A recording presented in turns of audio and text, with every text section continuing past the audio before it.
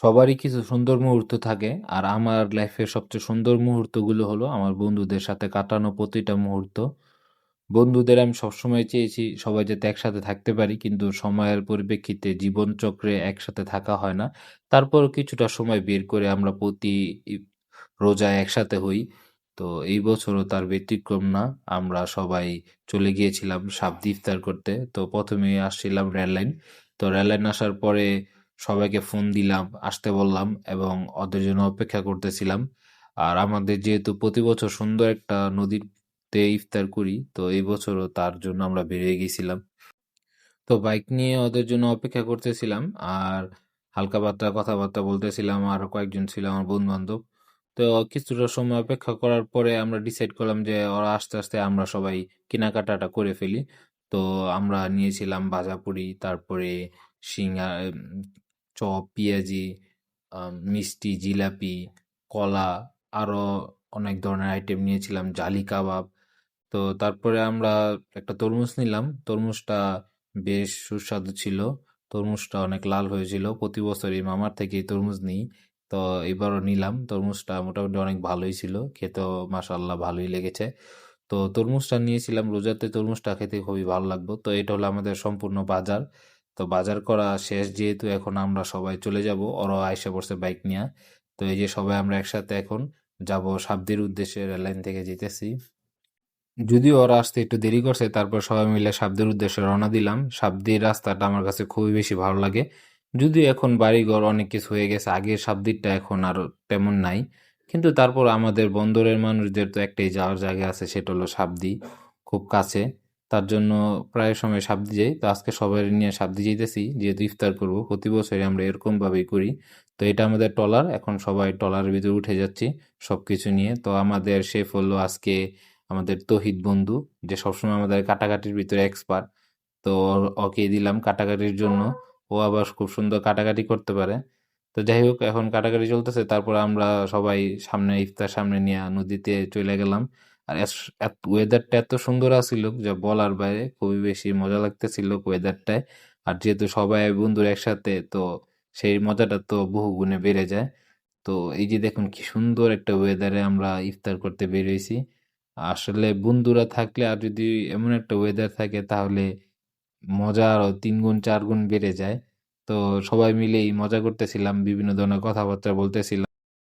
তা জানা নেই। যাই হোক, এত কিছু আল্লাহ পাক আমাদের তৌফিক দিছে, সেজন্য আলহামদুলিল্লাহ। আমরা কত সুন্দর একটা জায়গার ভিতরে আছি, ভাবা যায়। নদীর মাঝে যাব ইফতার করতে। আর ভিউটা জাস্ট দেখেন, অসম্ভব সুন্দর একটা ভিউ। আর এই সবাই এখানে অনেকে নামাজ পড়তেছে। আর এই যে আমাদের তাওহিদ বন্ধু সবচেয়ে বেশি কষ্ট করতেছে, কাটাকাটিতে ব্যস্ত। আর বন্ধু তাওহিদ, কিছু বলতে চাও? এই এত সুন্দর একটা ইফতারের আমরা আয়োজন হইলো, এই জন্য। বন্ধু আমার বলছে আমি ফল চিনি না। আচ্ছা যাই হোক, বন্ধু রাকিব, তোমার অনুভূতিটা বলো। আমার অনুভূতিটা হলো বন্ধু, আমি আজকে ক্রেডিটটা দিব তোমাকে, কারণ তোমার জন্য প্রতিবার এরকম সুন্দর সুন্দর ট্যুর হয়, সুন্দর সুন্দর আয়োজন হয়। এটার জন্য তোমাকে ধন্যবাদ। তোমার জন্য খুবই দোয়া, এবং তোমার জন্য তোমার বন্ধুর কাছে আইতাছি। তুমি বন্ধু বিয়ে শাদী করো না, ছাড়া দেখছি না। তুমি শ্বশুর বাড়ি আগে বিয়ে করো, বিয়ে করে আগে ফল চিনো, বিয়ের পরে তুমি ইফতার পার্টি করো। আচ্ছা বন্ধু, আমিনুল, কিছু বলতে চাও বন্ধু? তুমি বিয়ে করো না, আমি আর কি বলবো বন্ধু, এত সুন্দর একটা ইফতার পার্টি, সবাই আসছি, অনেকদিন পর দেখা সবার সাথে। অনেক আনন্দময় একটা দিন যাবে আজকে। অনেকে আসে নাই, অনেকে মিস করতেছি। তোমার জন্য আসা, সবাই তোমাকে অনেক ধন্যবাদ বন্ধু। আমানুল্লাহ, কিছু বলো বন্ধু। আমি বড় ভাই বাদন ভাই, বাদন ভাই একটু তাকান ভাই। বন্ধু ফয়সাল, আমার বন্ধু চলে যাবো। বন্ধু একটু কিছু কিছু কইতে চায়।